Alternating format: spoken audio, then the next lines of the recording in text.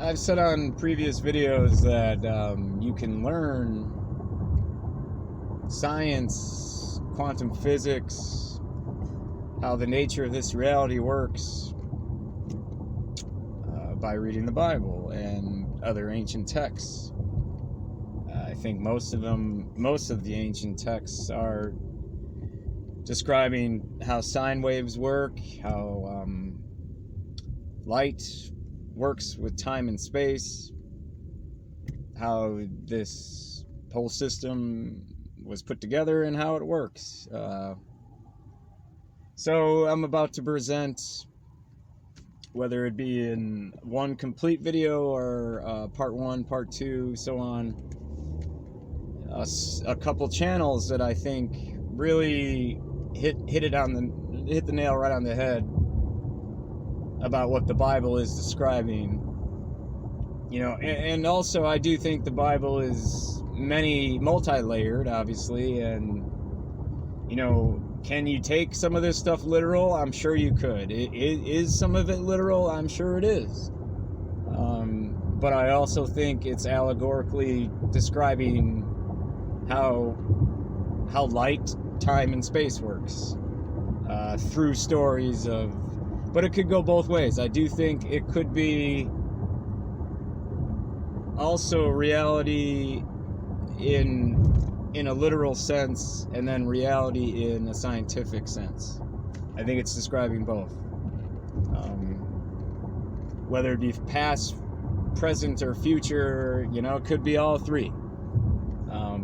All this seems to be cyclical, and you know, these events seem to be either controlled, derived, or that's just the way it goes.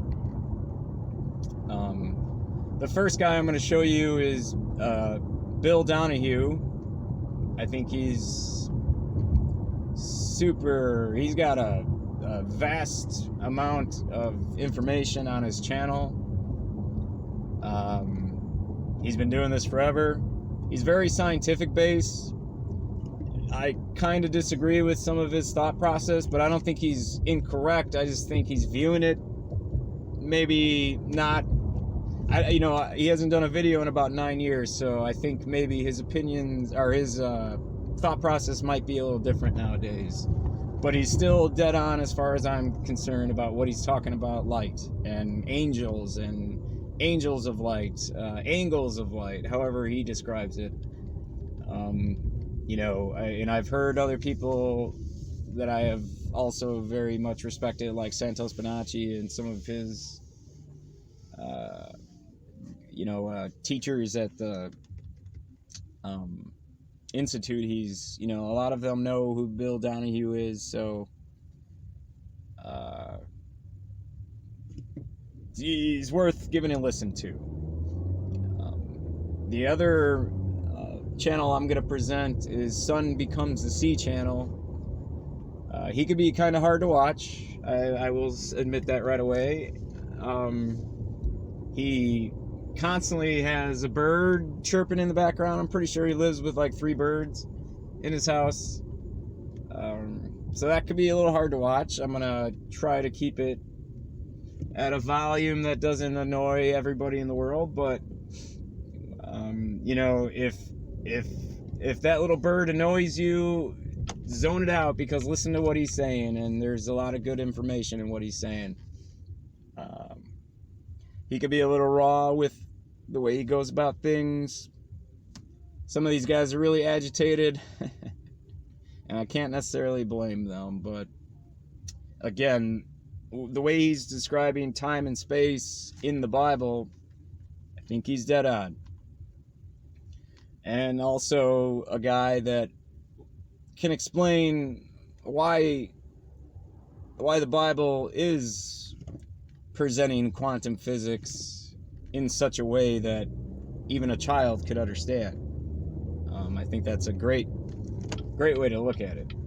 You know, they have to put it in these stories because, you know, how do you explain quantum physics to a child? You would have to show them allegorically through something they might understand, and that's pretty much how we could look at the Bible. Again, I think this stuff is layered beyond layered, so there's probably 30, 40 different ways you can look at these things, but I've said in the past that you can learn quantum physics by reading the Bible, and I'm going to kind of touch on that with some people that I think are far better at saying it than me, and some of the teachers that I've learned from. I hope you... Well, I mean, all the different words or names that you could come up with, why are they called angels? And when to me, that's the way you have to that's the way my head works. If I'm saying, there's an angel. So the first thing that comes into my head is, why is it called angel? You know? Why not, root beer or something? Why is it called angel? Must be a reason. And then when you start looking, it gets very logical. And that's the most important thing that you and I can share together, that God is logical. Everything that we do, all of our lives, from the time we're born, is based on logic. Our schooling, our jobs, our raising our family, all of this is logical. Then every Sunday we go to church and just immerse ourselves in everything that is bizarre, totally illogical. And that becomes the basis of our life. And we make sure our kids go and get trained in this illogic, bizarre stuff. Okay. Now, we understand that for A to get to C, there's got to be a change in polarization. We've beaten that to death. In other words, the photons or light particles, before we become enlightened, are all over the place. That's what's right. These they're all over the place. That's like us. There's no way we can get to C. There's no way we can get to God as long as our photons are like this. No way. And I'll tell you something. You know what I'm saying? You can pray. You can go to church. You can join the choir. You can go to Bible studies. You can do all these things. You can lay hands on people. They can lay hands on you. You'll never move A to C. Never. Why? Because you have to do it scientifically. There's a scientific way that A moves to C. And the only way that A can move to C is if B comes into A. And the only way that all of this can be done is polarization. And what is polarization in you is meditation. You can only change your polarization by meditation. There's no other way. No other way. You can get in a car, and you say, I am laying hands on the car, and the car's going to take me to New York. No, it isn't. You're going to have to drive it. And that's what's going on here. If there is a change of the angle, now, what do we say? In order for A to get to C, there's got to be a change in polarization. The photons or light particles are all over the place. But if there's a change of the angle and all the vectors are moving on the same plane, then we have polarization. In other words, from all of these particles, suddenly we get a wave moving. And everything flows. A to C. Everything's fine. That's the only way A can get to C. No other way. Now, I'm going to give you page 77.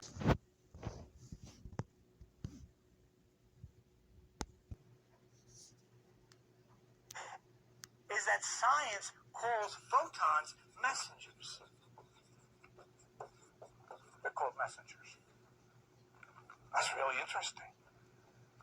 So what we have here in photons are angles of light that act as messengers. Angels of light that act as messengers.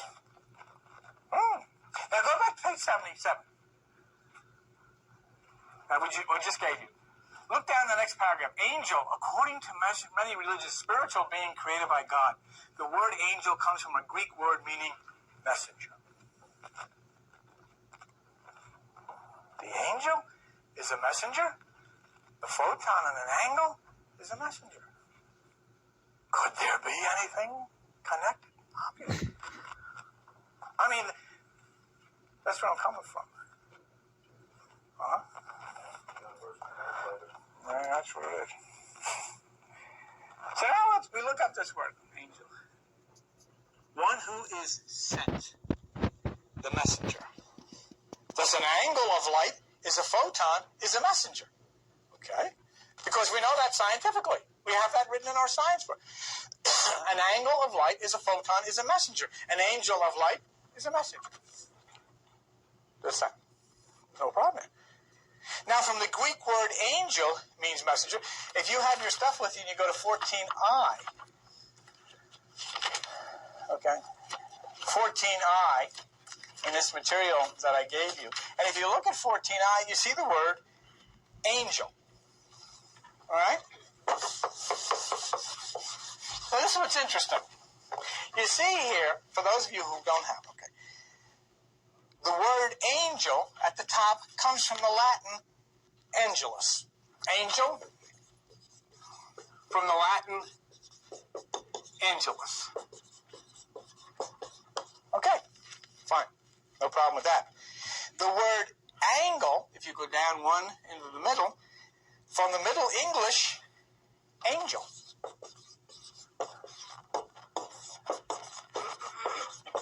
Okay? And the word angle, from the Latin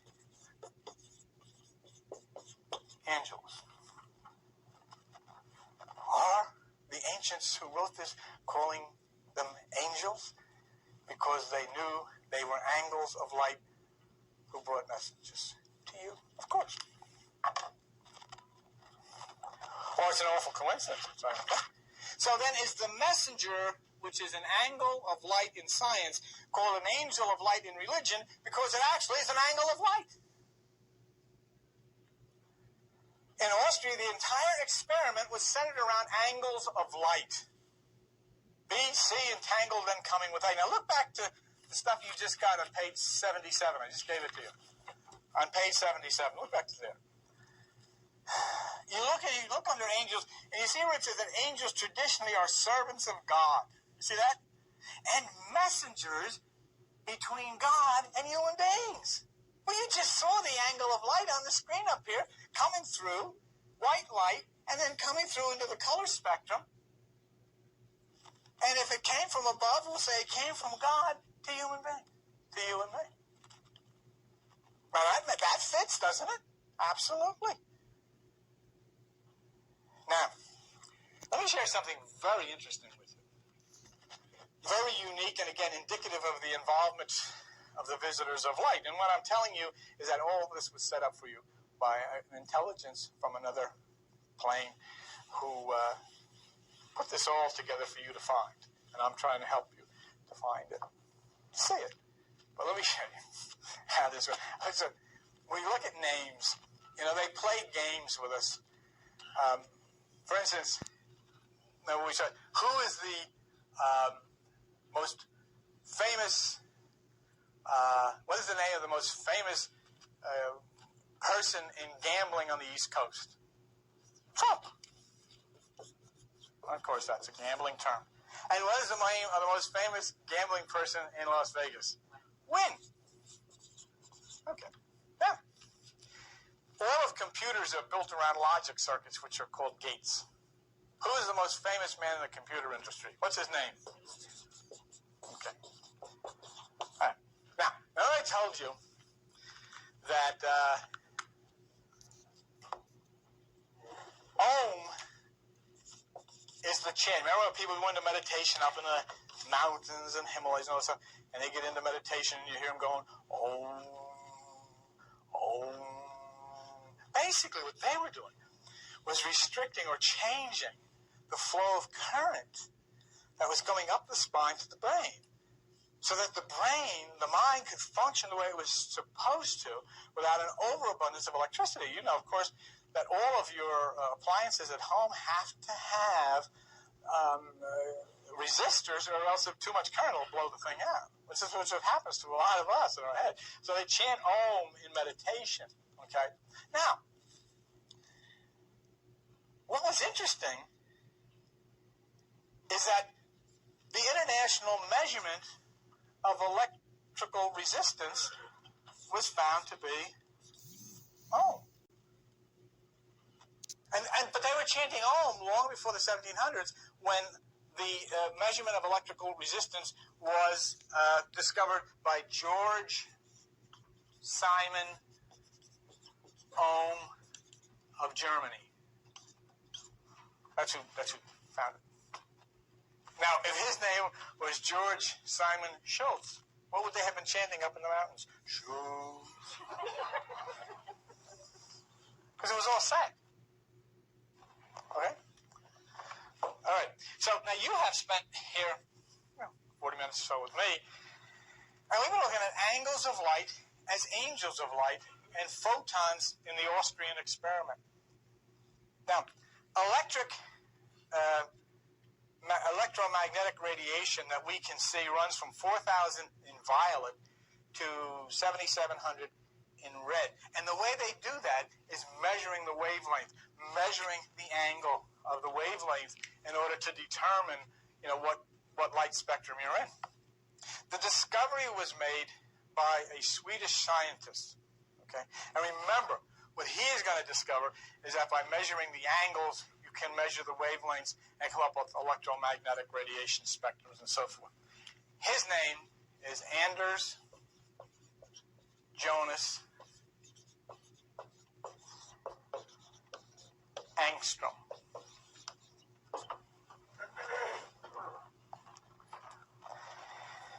If you look on page 77 of your material I just gave you, it says angstrom, a unit of length equal to centimeters wavelength, also called angstrom unit after Anders Jonas Angstrom. So Mr. Ohm discovered Ohm, and Mr. Angstrom discovered angels. Wow. Now, you might start to get the clue that somebody's pulling your chain, and they are, waiting for you to say, hey, what's going on here? What's going on here? So, the movement of photon at death that we were talking about, as we receive messages and send messages, are via angles or angels, and you measure this force of angels in a word called angstroms. So the messenger is photon. Photon is an angle of light. And look what the Bible says. Go to page 67 in the Bible that you have, if you have it in your hand, in Exodus chapter 23. Come on. If nothing else, this is neat stuff. This is interesting stuff.